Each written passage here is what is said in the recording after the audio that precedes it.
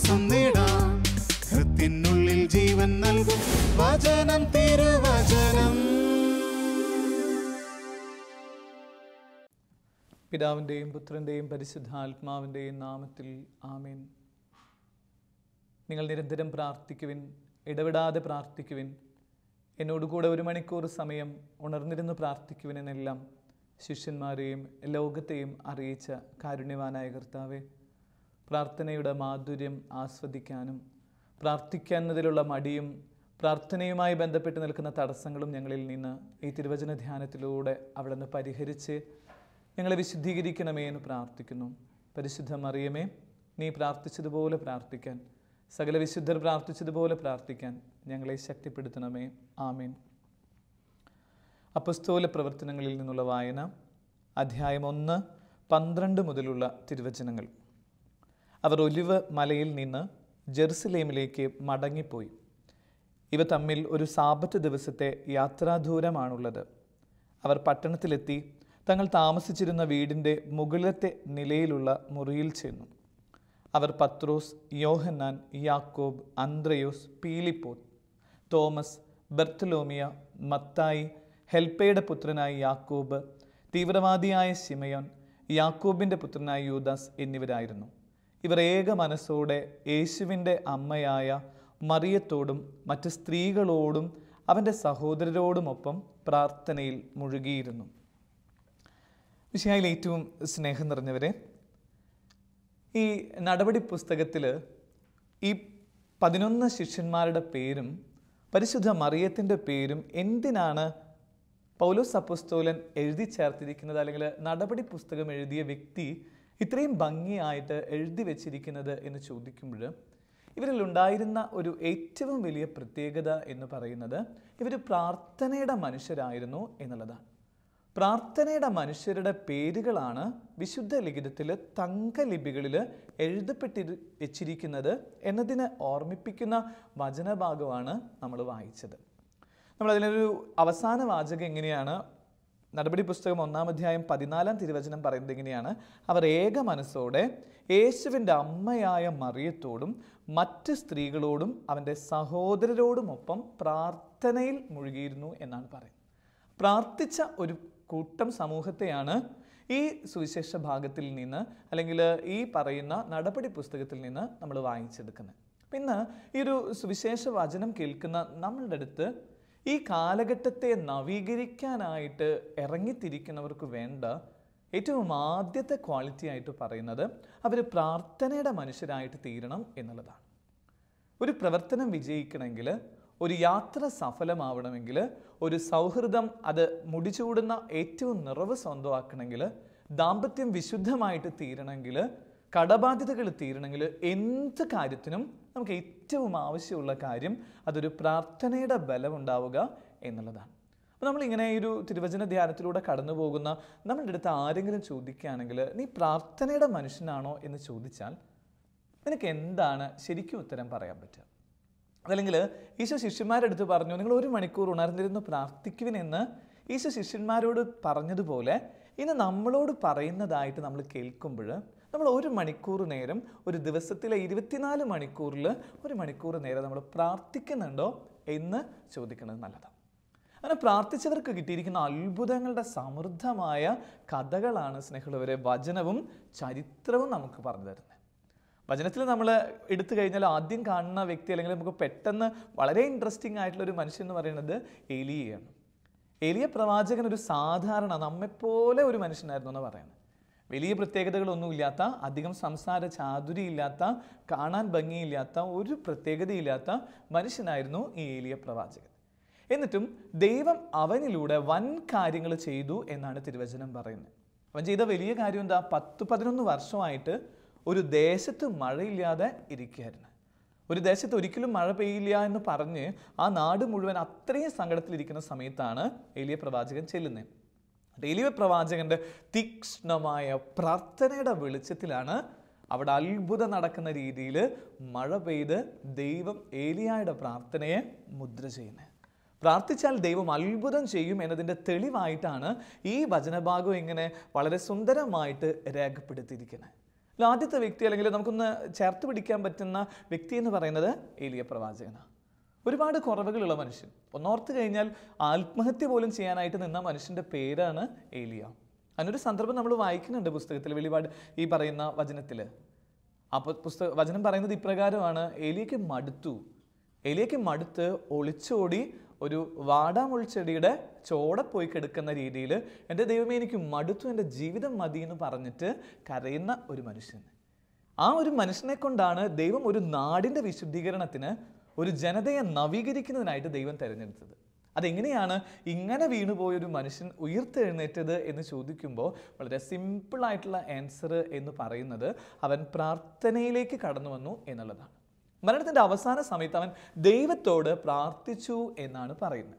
ആ ഒരു പ്രാർത്ഥനയെയാണ് ദൈവം അങ്ങനെ വിലക്കെടുത്ത് അവൻ വഴിയായിട്ട് അത്ഭുതങ്ങളുടെ പെരുമഴക്കാലം തീർക്കുന്നത്. ഇദ്ദേഹത്തിൻ്റെ പേരിനോട് സാദൃശ്യമുള്ള മറ്റൊരു മനുഷ്യനെ നമ്മൾ കണ്ടെത്തുന്നത് ഏലീഷ എന്ന് പറയുന്ന പ്രവാചകനാണ്. ഏലീഷ പ്രവാചകന്റെ പ്രത്യേകത ഇത്ര തന്നെയാണ്. അദ്ദേഹം ചെയ്യുന്നത് എന്താ? ഒരു ബാലനെ ഉയർപ്പിക്കാനുള്ള ശക്തി കൊടുക്കുന്നു. ഒരു ബാലനെ ഉയർപ്പിക്കുന്നു. അവിടെ വീഞ്ഞ് തീർന്നുപോയി, എണ്ണ തീർന്നുപോയി എന്ന് പറയുന്ന സമയങ്ങളിലൊക്കെ ഏലീഷയുടെ പ്രാർത്ഥന വഴി വിധവയായ സ്ത്രീയുടെ ജീവിതത്തിലേക്ക് എണ്ണ നൽകി അവളുടെ ജീവിതത്തിൻ്റെ കുറവ് എന്താണോ അത് പരിഹരിച്ച് അവളെ വിശുദ്ധീകരിക്കുന്നതിൻ്റെ ഭാഗം പറഞ്ഞിട്ടാണ് രാജാക്കന്മാരുടെ പുസ്തകം 2-ാം പുസ്തകം നമ്മൾ വായിച്ചു വയ്ക്കുന്നത്. ഏത് സന്ദർഭം എടുത്തോ പഴയ നിയമത്തിൻ്റെ ഓരോ താളുകളും നമ്മളോട് പറഞ്ഞുകൊണ്ടിരിക്കുന്നത് പ്രാർത്ഥിക്കുമ്പോൾ സംഭവിച്ചുകൊണ്ടിരിക്കുന്ന പ്രവർത്തന നിരതമായ കാര്യങ്ങളെക്കുറിച്ചാണ്. പുതിയ നിയമത്തിലേക്ക് കടന്നു വരുമ്പോൾ നിശ്ചയമായിട്ടും ഈശോ സ്നേഹിച്ച 3 പ്രധാനപ്പെട്ട ശിഷ്യരെന്ന് പറയുന്നത് യാക്കോബും യോഹന്നാനും പത്രോസുവാ.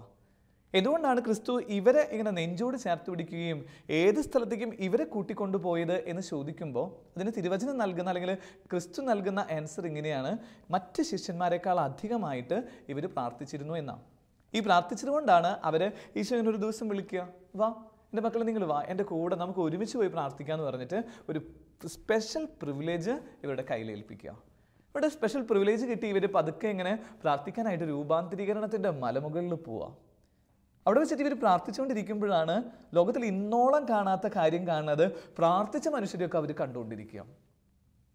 നമ്മൾ തിരുവചനത്തിൽ ഇങ്ങനെ ഒരു ഭാഗം വായിക്കണില്ലേ? ഇവർ പ്രാർത്ഥിച്ചുകൊണ്ടിരിക്കുന്ന സമയത്ത് ഒരു മേഘം വിരുന്നു വരിക. അതൊരു അത്ഭുതത്തിൻ്റെ ആദ്യത്തെ സൈൻ പോലെ. പ്രാർത്ഥിച്ചു കഴിയുമ്പോൾ സംഭവിച്ചുകൊണ്ടിരിക്കുന്ന ചില ഒരു ഇൻസൈറ്റുകൾ തിരുവചനം പറഞ്ഞുതരും. മേഘം ഇങ്ങനെ വരുന്നത് കാണുക, അവരുടെ വസ്ത്രങ്ങൾ ഇങ്ങനെ ധവള വസ്ത്രമായിട്ട് തീരുക, അതായത് അവർ ട്രാൻസ്ഫോർമേഷൻ പീരീഡിലേക്ക് കടന്നു വരിക എന്നർത്ഥം. അതായത് അവരുടെ ബോഡി ഇങ്ങനെ മിസ്റ്റിക്കൽ ബോഡി ആയിട്ട് തീർന്നുകൊണ്ടിരിക്കണം, അല്ലെങ്കിൽ ഒരു ട്രാൻസ്ഫിഗറേഷൻ്റെ തലത്തിലേക്ക് ഉയരുന്ന അത്രയും ഗ്ലോറിഫൈഡ് ഫിഗറായിട്ട് ഈ പറയുന്ന യാക്കോബും യോഹന്നാനും പത്രോസും ഒക്കെ ഇങ്ങനെ മാറുന്ന ഭാഗമായിട്ട് തീരുക. ഇത് പ്രാർത്ഥിച്ച മനുഷ്യർക്ക് മാത്രം സംഭവിച്ച കാര്യമാണ്. അതിനുശേഷം കുറച്ചു നേരം കഴിയുമ്പോൾ പ്രാർത്ഥിച്ച മനുഷ്യരുടെ കൂട്ടായ്മ അവർക്ക് മുൻപിൽ കാണപ്പെടുന്നത് എങ്ങനെയാണ്? അവരിങ്ങനെ നോക്കിക്കൊണ്ടിരിക്കുന്ന സമയത്ത് ഈ മലയുടെ മുകളിൽ ഏലിയ വരുന്നതായിട്ട്, പ്രവാചകന്മാർ വിരുന്ന് വരുന്നതൊക്കെ ആയിട്ട് ഇവരെ കാണാം. അപ്പം ഇങ്ങനെ ഭയങ്കര ഒരു എക്സൈറ്റഡ് ആയിട്ട് നിൽക്കുന്ന സമയത്താണ് ഈശോ അവരുടെ അടുത്ത് പറയുന്നത്, you don't worry, you pray, നീ പ്രാർത്ഥിച്ചുകൊണ്ടിരിക്കുമ്പോൾ ഇത്തരം അത്ഭുതങ്ങൾ സംഭവിക്കും എന്നിങ്ങനെ പറഞ്ഞുകൊണ്ടിരിക്കുക. ഈ വചനം കേട്ടുകൊണ്ടിരിക്കുന്ന നല്ല ആത്മീയ നിറവിൽ നിൽക്കുന്ന നമുക്ക് ഇങ്ങനെയൊന്നൊരു അവസ്ഥ ഒന്ന് സംജാതമാക്കണം. ഒന്ന് പ്രാർത്ഥിക്കാനായിട്ട് കുറച്ചും കൂടെ സമയമൊക്കെ സ്നേഹമുള്ളവരെ സത്യമായിട്ട് മാറ്റിവെക്കാനായിട്ട് നമുക്ക് പറ്റണം. ഇനി കഴിഞ്ഞ ദിവസങ്ങളിൽ ഒരു യൂത്തിന് ഒരു റിട്രീറ്റ് നടത്തിക്കൊണ്ടിരിക്കുക. അപ്പോൾ ഈ യൂത്തിന് റിട്രീറ്റ് നടത്തി കഴിഞ്ഞിട്ട് അതിൽ അവരുടെ അടുത്തൊരു ഒരൊറ്റ ചോദ്യമാണ് എഴുതാനായിട്ട് പറഞ്ഞുള്ളൂ. എഴുതാനായിട്ട് പറഞ്ഞത് ഇങ്ങനെയാണ്: നിങ്ങൾ എത്ര ടൈം സ്പെൻഡ് ചെയ്യുന്നുണ്ട് ഒരു ദിവസം പ്രാർത്ഥനയ്ക്ക് വേണ്ടിയിട്ട്? അതൊരു കടലാസിൽ എഴുതി തരാനായിട്ട് പറയാം.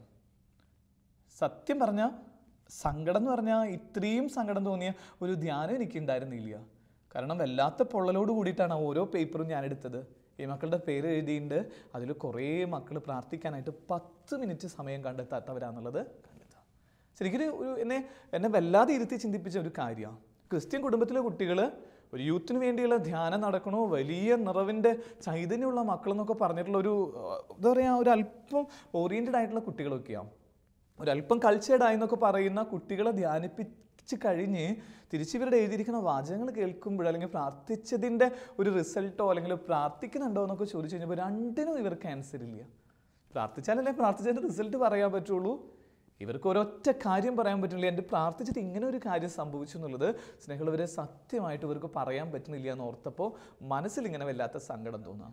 അപ്പോൾ ഈ ഒരു വചനം പറഞ്ഞുകൊണ്ടിരിക്കുന്ന ഞാനും കേട്ടുകൊണ്ടിരിക്കുന്ന നിങ്ങളുടെ അടുത്ത് ഈശോ എന്ന് വന്ന് ചോദിക്കുകയാണ്, എത്ര മണിക്കൂർ നീ പ്രാർത്ഥനയ്ക്ക് വേണ്ടി ചെലവഴിക്കുന്നുണ്ട്?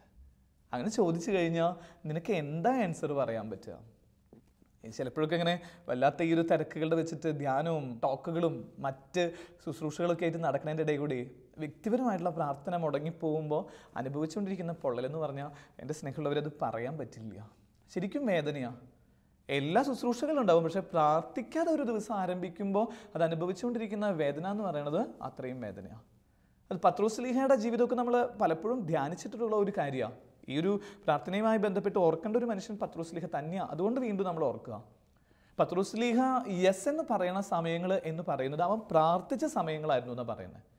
അവൻ ദൈവത്തിൻ്റെ മുമ്പിൽ അല്ലെങ്കിൽ ചോദിക്കുന്നവരുടെ മുമ്പിലൊക്കെ കറക്റ്റായിട്ട് അവനിങ്ങനെ yes yes yes yes load എന്ന് പറയാനായിട്ട് അവന് പറ്റിയിട്ടുണ്ടായിരുന്നത് അവൻ പ്രാർത്ഥിച്ച സമയങ്ങളിൽ. ഇനി പ്രാർത്ഥന മറന്നുപോയിട്ട് നടന്ന സമയങ്ങളിലൊക്കെ അവനൊക്കെ പറഞ്ഞിട്ടുള്ളത് നോ നോ നോ എന്നാ. കുഞ്ഞുദാഹരണം എടുത്തോ, ആ പരിചാരിക പെണ്ണിൻ്റെ മുൻപിൽ പോലും അവൻ പറയണത് എങ്ങനെയല്ലേ, ഞാൻ ആ മനുഷ്യനെ അറിയത്തില്ല, നോ, നീ അറിയില്ലേ, നീ ആ ദൈവപുത്രൻ്റെ കൂടെ നടക്കണവനല്ലേ? അവൻ പറഞ്ഞു അല്ല അല്ല, ഒന്നിനും അവന് ആൻസർ ഇല്ലാത്ത രീതിയിൽ അവനെ തളർന്നു പോകാം. അപ്പോൾ ഈ പ്രാർത്ഥിക്കാത്ത മനുഷ്യനായിരിക്കും ഒരു പക്ഷേ ഏറ്റവും നെഗറ്റിവിസ്റ്റിക് ആയിട്ട് ചിന്തിക്കണം മനുഷ്യരെ എന്നും കൂടെ ഒന്നോർത്താൽ നല്ലതാണ്. അത് പത്രോസ്ലീഹ ഇങ്ങനെ വീണു പോകുന്ന സമയങ്ങളൊക്കെ നമ്മൾ കാണുന്നില്ലേ? മീൻ പിടിക്കാൻ പോയി കിട്ടണില്ല, പ്രാർത്ഥിക്കാതെ മീൻ പിടിക്കാൻ പോയി ഒരു പൊടിമീൻ പോലും കിട്ടുന്നില്ല. പ്രാർത്ഥിച്ചതിന് ശേഷം ചെയ്യുമ്പോൾ അതിങ്ങനെ പെരുപ്പ് ഇങ്ങനെ ഉയർന്നു വരുന്നതായിട്ട് കണ്ടുകൊണ്ടിരിക്കുകയല്ലേ. അപ്പോൾ ഈ ഒരു പ്രാർത്ഥനയുടെ വിചാരങ്ങളിലൂടെ ഇങ്ങനെ കടന്നു പോകുമ്പോൾ ബൈബിളിലെ തിരുവചനങ്ങളിലെ കഥാപാത്രങ്ങൾ പറയണ പ്രാർത്ഥിച്ച മനുഷ്യരും പ്രാർത്ഥിക്കാത്ത മനുഷ്യരും വേണമെങ്കിൽ തരംതിരിക്കാം. അങ്ങനെ പ്രാർത്ഥിച്ച മനുഷ്യരെ ഒക്കെ ദൈവം ഇങ്ങനെ ഒരു പുതിയ മേഖലകളിലേക്ക് കൊണ്ടുപോകുന്നതായിട്ട് നമ്മൾ കണ്ടെത്തുന്നുണ്ട്. പ്രാർത്ഥിക്കാത്തവരോ വല്ലാതെ വീണു പോയിട്ടുണ്ട്. യൂദാസൊന്നും ഇനി പറയേണ്ട കാര്യമില്ല.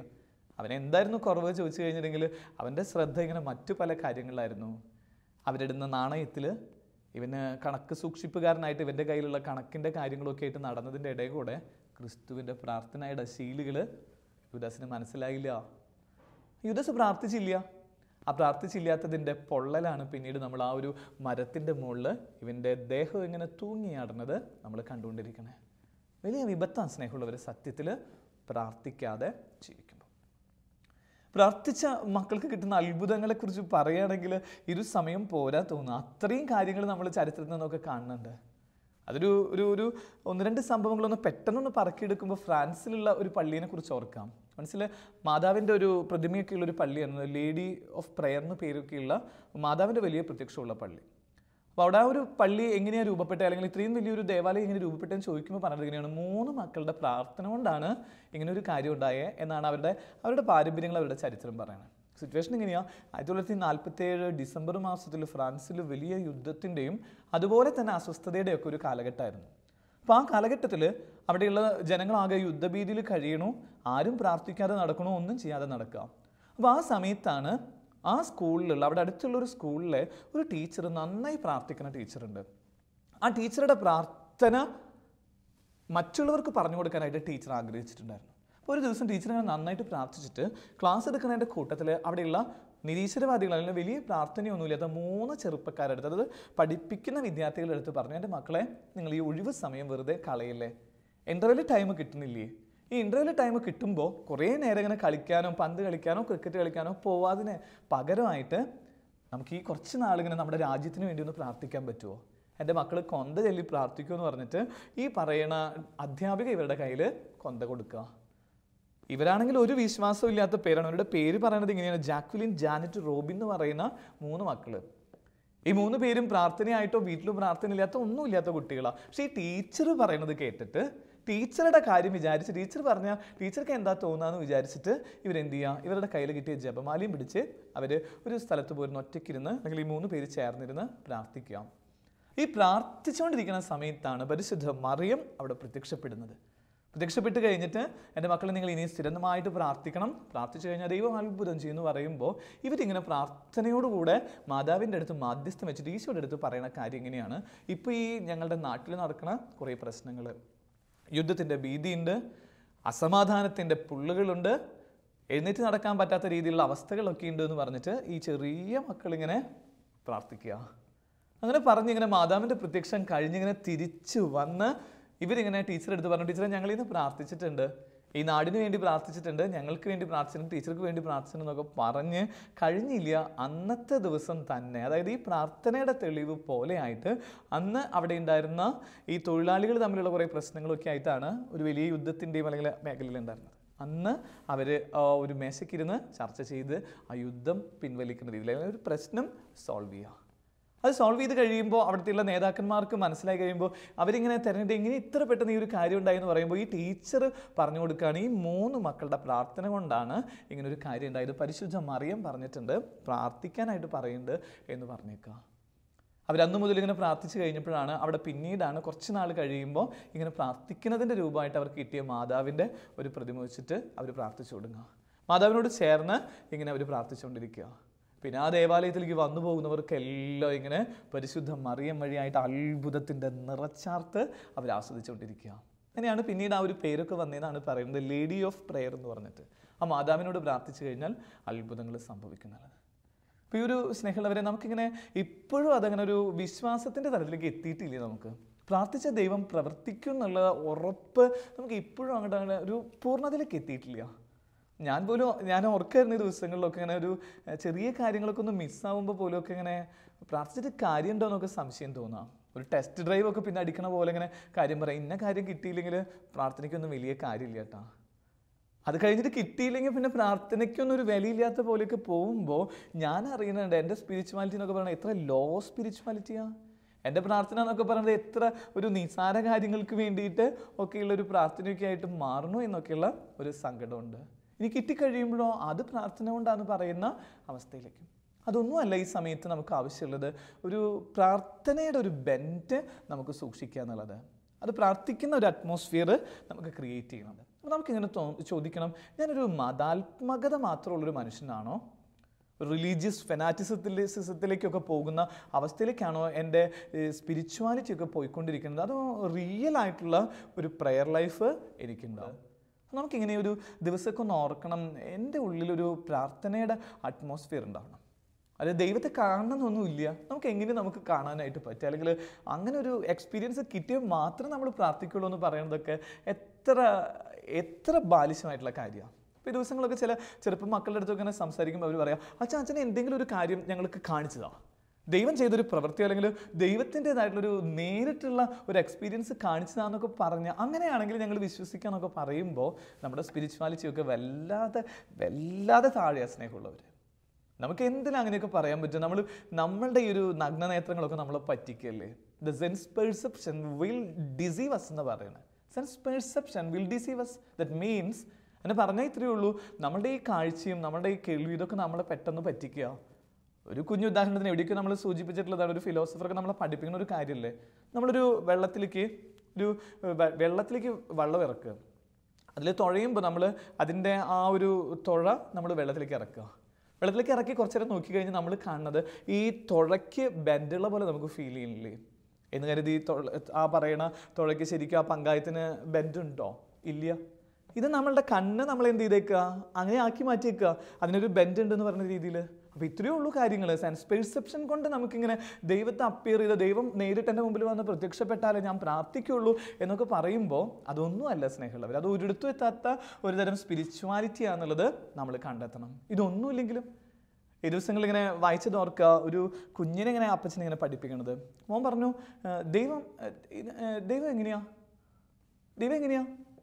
അപ്പോൾ ഈ മോനോട് ഇങ്ങനെ പെട്ടെന്ന് അപ്പച്ചന് പറഞ്ഞു കൊടുക്കാൻ പറ്റില്ല. അപ്പച്ചൻ ഇങ്ങനെ മുകളിലേക്ക് നോക്കിയിട്ട് പറഞ്ഞു, മോനെ ആകാശത്ത് ഇപ്പം നീ എന്താ കാണുന്നത്? അപ്പോൾ അവനെ നോക്കുമ്പോൾ വലിയ എന്താ പറയുക, ആകാശത്തേക്ക് ഇങ്ങനെ നോക്കുമ്പോൾ ഒരു ചെറിയ പൊട്ട് പോലെ ഒരു വിമാനം ഇങ്ങനെ പോണത്. അതിനെ നോക്കി കഴിഞ്ഞിട്ട് മോൻ്റെ അടുത്ത് ചോദിച്ചു, മോനെ അത് വിമാനമാണോ? അപ്പോൾ നോക്കിയിട്ട് പറഞ്ഞു, അത് കുരുവിയാന്ന് തോന്നുന്നുണ്ട്, എനിക്ക് മനസ്സിലാവില്ല എന്ന് പറയുക. കുറച്ചു നേരം കഴിഞ്ഞിട്ട് ഈ മോനെയും പിടിച്ചിട്ട് അവിടെ അടുത്തുള്ള എയർപോർട്ടിലേക്ക് കൊണ്ടുപോയിട്ട് കാണിച്ചു കൊടുക്കുക, മോനെ ഇതെന്താ? അപ്പോൾ അവൻ പറയുന്നുണ്ട്, ഇത് വിമാനം ഇത്ര വലുതാ. എന്നിട്ട് അവനോട് ഈ അപ്പച്ചൻ പറഞ്ഞു കൊടുക്കേണ്ടത്, ഈ കാണുന്ന പ്ലെയിൻ തന്നെയാണ് ആകാശത്തോടെ പോകുമ്പോൾ അത് ചെറുതായിട്ട് തോന്നണേ. അപ്പോൾ ഇത്രയേ ഉള്ളൂ കാര്യം. നമ്മൾ കാണുന്നതും നമ്മൾ കേൾക്കുന്നതും നമ്മൾ അറിയുന്നതും ഒക്കെ ആയിട്ടുള്ള കാര്യങ്ങളൊക്കെ വളരെ ശുഷ്കമായിട്ടുള്ള കാര്യം ദൈവത്തെക്കുറിച്ച്. അതുകൊണ്ട് ആ മോശയ്ക്ക് പോലും ദൈവം എന്താ അവനിങ്ങനെ നേരിട്ട് കാണിച്ചു കൊടുക്കുന്നില്ലല്ലോ. ബാക്ക് സൈഡ് കണ്ടു, മൂടുപടം കണ്ടു എന്നൊക്കെ പറഞ്ഞിട്ട് മാത്രം ദൈവത്തെ കൊടുക്കുക. അപ്പോൾ ഈ ഒരു വചനം കേട്ടുകൊണ്ടിരിക്കണം, നമുക്കിനി ഒരു നിർബന്ധവും വേണ്ട, ദൈവമേ നീ എൻ്റെ മുമ്പിൽ പ്രത്യക്ഷപ്പെട്ടാലേ ഞാൻ പ്രാർത്ഥിക്കുള്ളൂ എന്ന് ദയവായിട്ട് ആരും പറയല്ലേ. ദൈവമേ ഒന്നും തന്നില്ലെങ്കിൽ ഞാൻ പ്രാർത്ഥിക്കാമെന്ന് പറയണ ഒരു സ്പിരിച്വാലിറ്റി. ഒരു 3-4 കാര്യങ്ങളൊന്ന് ചെറുതായിട്ടെങ്കിലും നമുക്ക് ഈ ദിവസങ്ങളിലൊന്ന് പ്രാർത്ഥിക്കുന്നത് എങ്ങനെയാണെന്നൊന്ന് കണ്ടെത്താൻ പറ്റുമോ? എങ്ങനെ പ്രാർത്ഥിക്കുക എന്നുള്ളത് വെറുതെ ഒന്ന് കുറച്ച് നേരം ഈശോയെ ഇങ്ങനെ നോക്കിയിരിക്കുന്നത് ഒരു പ്രാർത്ഥനയാക്കി മാറ്റാൻ പറ്റുമോ? അതായത് ഇങ്ങനെ നോക്കിയിരിക്കുക, വേറെ ഒന്നും വേണ്ട, ദൈവത്തിലേക്ക് ഇങ്ങനെ മിഴി നോക്കിയിരിക്കുക, അല്ലെങ്കിൽ അവൻ്റെ കണ്ണുകളിലേക്ക് നോക്കിയിരിക്കണ ഒരു സ്പിരിച്വാലിറ്റി. വിയാനിയച്ചനൊക്കെ പറയുന്ന കാര്യം എങ്ങനെയാണ്? വിയാനിയച്ചനൊക്കെ എപ്പോഴും പറയാറുണ്ട്, എന്താ പ്രാർത്ഥിച്ചേ? അപ്പോൾ ഈ വരുന്നവരുടെ അടുത്ത് ഞാൻ ഒന്നും പ്രാർത്ഥിച്ചില്ല. പിന്നെ എന്താ ചെയ്തേ? ഞാൻ പ്രത്യേകിച്ചൊന്നും ചെയ്തില്ല. പിന്നെ ഇത്ര ടൈം എന്ത് ചെയ്തു? അപ്പോൾ പറയണ, ഞാൻ ഈശോയുടെ കണ്ണുകളിലേക്ക് കുറേ നേരം എന്നെ നോക്കിയിരുന്നു. ഈ നോട്ടമാണ് എൻ്റെ ജീവിതത്തിൻ്റെ പ്രാർത്ഥന എന്ന് വേണമെങ്കിൽ നിങ്ങൾക്ക് പറയാമെന്നൊക്കെ പറഞ്ഞിട്ട് നിൽക്കുക. അപ്പോൾ ചിലപ്പോഴൊക്കെ നമുക്ക് സ്നേഹമുള്ളവരെ കുറച്ച് നേരമൊക്കെ നമുക്ക് ഇഷ്ടമുള്ള ഈശോയുടെ ഒരു രൂപം നമ്മുടെ മനസ്സിലേക്കൊന്ന് കൊണ്ടുവരണം. ഈശോയുടെ ചിലപ്പോൾ ജനിച്ച കുഞ്ഞിൻ്റെ രൂപത്തിലാവാം, പുൽക്കൂട്ടിലുള്ള ഉണ്ണീശോയുടെ രൂപമാവാം, അല്ലെങ്കിൽ ജ്ഞാനികളുടെ കൂടെ പറഞ്ഞുകൊണ്ടിരിക്കുന്ന ഈശോ ആയിരിക്കാം, അത്ഭുതം ചെയ്തു പോകുന്ന ഈശോ ആയിരിക്കാം, അല്ലെങ്കിൽ നമ്മൾ കാണുന്ന രീതിയിൽ കുരിശിൽ തറയ്ക്കപ്പെട്ട ഈശോ ആയിരിക്കും, ഒറ്റത്തിനായ ഈശോ, ഏതെങ്കിലും വാട്ടവർ ഒരു രൂപം ഇങ്ങനെ മനസ്സിലേക്ക് ഒന്ന് കൊണ്ടുവന്ന് ഒന്നിങ്ങനെ എന്താ പറയുക, ഉൾക്കണ്ണിലൂടെ ഈശോ ഇങ്ങനെ നോക്കി കാണുന്നത് ഒരു പ്രാർത്ഥനയാക്കിയിട്ട് മാറ്റുക. അങ്ങനെ പ്രാർത്ഥിച്ച് തുടങ്ങുമ്പോൾ പതുക്കെ നമ്മുടെ ലൈഫിൽ മാറ്റങ്ങൾ സംഭവിക്കണം. രണ്ടാമത്തെ കാര്യം എന്നുള്ളത് കുറച്ച് നേരം ഒന്ന് സംസാരിച്ച് തുടങ്ങുക എന്നുള്ളത്. കുറേ നേരം നോക്കിയിരിക്കുന്നതിൻ്റെ ഒപ്പം ഇങ്ങനെ കുറേ കാര്യങ്ങളൊക്കെ ഇങ്ങനെ വെറുതെ ഒന്ന്, ആ മരിയ ഫോസ്റ്റിന എന്ന് പറയുന്ന സിസ്റ്ററിൻ്റെ അടുത്തുള്ള സ്നേഹം എങ്ങനെയല്ലേ? മരിയ ഫോസ്റ്റീനയുടെ ലൈഫ് മുഴുവൻ പറഞ്ഞുകൊണ്ടിരിക്കുന്നത് അവളിങ്ങനെ പതുക്കെ ഈശോയുടെ അടുത്ത് ഇങ്ങനെ എല്ലാ കാര്യങ്ങളും ഡേ ടു ഡേ ലൈഫിലേക്ക് ഇങ്ങനെ ഈശോയെ ഇങ്ങനെ ക്ഷണിച്ചുകൊണ്ടിരിക്കുക. ഈശോയെ ഞാൻ ഇന്ന കാര്യത്തിന് പോകാട്ടോ, ഞാൻ പഠിക്കാൻ പോകാട്ടോ, എന്തിനും ഇങ്ങനെ ഈശോയുമായിട്ട് ഇങ്ങനെ സംസാരിച്ച് ഉള്ളിനുള്ളിൽ ഇങ്ങനെ ഈശോയായിട്ടുള്ളൊരു സംസാരത്തിലൂടെ കടന്നു പോകുന്നത് പ്രാർത്ഥനയാണ്. അപ്പോൾ ഇത് നമുക്കൊന്ന് പ്രാക്ടീസ് ചെയ്ത് കൊടുക്കണം. കുറച്ച് നേരമൊക്കെ ഒന്ന് ചെറിയ സുഹൃദേപങ്ങളൊക്കെ ചൊല്ലി കേട്ടുകൊണ്ടിരിക്കുന്നവരോട് ചോദിക്കട്ടെ, ഇതിൻ്റെ ഇടയിൽ കൂടെ ഒരു 10 സുഹൃദേപം നിനക്കറിയോ? ആരെങ്കിലും ചോദിക്കുക, ഒരു സുഹൃദേപം ചെല്ലിയേ. ഈ ദിവസങ്ങളിൽ ഞങ്ങളുടെ മക്കൾക്ക് ഇങ്ങനെ ഇടവകയുടെ മക്കളുടെ അടുത്ത് ഒരു 10 സുഹൃദേപം ചെല്ലാൻ ചോദിച്ചിട്ടൊരു 5 പോലും പറ്റുന്നില്ല.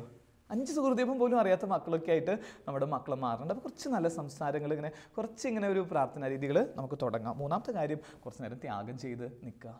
ചെറിയ ത്യാഗം ചെയ്യലാണ് പ്രാർത്ഥന. പ്രാർത്ഥന എന്താ ചോദിച്ചു കഴിഞ്ഞാൽ നമുക്കൊന്നും അറിയില്ലെങ്കിലും കുറച്ച് നേരം ഞാൻ ചെറിയ ത്യാഗങ്ങൾ ചെയ്യുന്നുണ്ട്. അതെന്താ? മുട്ടിന്മേൽ നിന്നൊക്കെ കുറച്ച് നേരം ഇങ്ങനെ ദൈവികമായ ഒരു നിറവിലായിരിക്കുക. ഈ വിചാരങ്ങൾ നമ്മളിങ്ങനെ പതുക്കെ അവസാനിപ്പിക്കുമ്പോൾ ത്യാഗം ചെയ്ത് പ്രാർത്ഥിക്കുന്നവരുടെ എണ്ണമൊക്കെ വളരെ കുറവാണ്. കഴിഞ്ഞ ദിവസം ഇങ്ങനെ എൻ്റെ ഇടവകയിൽ ഞാനിങ്ങനെ ചോദിക്കായിരുന്നു, വീട്ടിൽ കുടുംബ പ്രാർത്ഥനയുണ്ടോ? അപ്പോൾ എല്ലാവരും തന്നെ കൈപ്പൊക്കി. വളരെ നല്ലൊരു ഇടവകയാണ്, എനിക്ക് ഇഷ്ടമുള്ളൊരു ഇടവക എൻ്റെ ഇടവക. പറയുമ്പോൾ ഇങ്ങനെ നന്നായി പ്രാർത്ഥിക്കണ കുറേ പേരെ കാണാൻ. അതിനുശേഷം അവരോട് ചോദിച്ചു, എത്ര പേര് മുട്ടുമേൽ നിന്ന് 5 രഹസ്യം ചെല്ലുന്നുണ്ട്? അപ്പോൾ അതിലൊരു പകുതിയിലധികം പേര് കൈബന്ധിക്കണില്ല. കുറച്ച് പേര് മാത്രം ത്യാഗം ചെയ്ത്, അല്ലെങ്കിൽ ഒരു 5 രഹസ്യം മുട്ടുമേൽ നിൽക്കാനുള്ള ഒരു ത്യാഗം ചെയ്യാനുള്ള മനസ്സ് പോലും നമുക്കില്ല. സ്പിരിച്വാലിറ്റി എന്ന് പറയുന്നത് ഇതൊരു ത്യാഗം ചെയ്യലാണ്. അങ്ങനെ ചെയ്തു വരുമ്പോഴാണ് ഇതിൻ്റെ നിറവ് നമുക്ക് സ്വന്തമാക്കാൻ പറ്റുള്ളൂ. അപ്പോൾ നമുക്ക് ഒരു പ്രാർത്ഥനയുടെ മനുഷ്യനാണ് നമ്മളെക്കുറിച്ച് പറയാനായിട്ട് ഇടവരുത്തട്ടെ എന്ന് പ്രാർത്ഥിക്കുന്നു. ഈ വചനം കേട്ടുകൊണ്ടിരിക്കുന്ന എല്ലാവരുടെയും ജീവിതത്തിൽ ഒരു പ്രാർത്ഥനയുടെ അറ്റ്മോസ്ഫിയർ ഉണ്ടാവുകയും പ്രാർത്ഥിച്ചതിൻ്റെ ഒരു ചൈതന്യം എനിക്ക് പറയാൻ പറ്റണം. മരിക്കുന്നതിന് മുമ്പ് എനിക്ക് പറയാൻ പറ്റണം, ഞാൻ പ്രാർത്ഥിച്ചപ്പോൾ ഇന്ന കാര്യം എനിക്ക് സംഭവിച്ചു എന്നുള്ളത്. ദൈവം നമ്മളെ അനുഗ്രഹിക്കട്ടെ. പിതാവിൻ്റെയും പുത്രൻ്റെയും പരിശുദ്ധാത്മാവിൻ്റെയും നാമത്തിൽ ആമേൻ.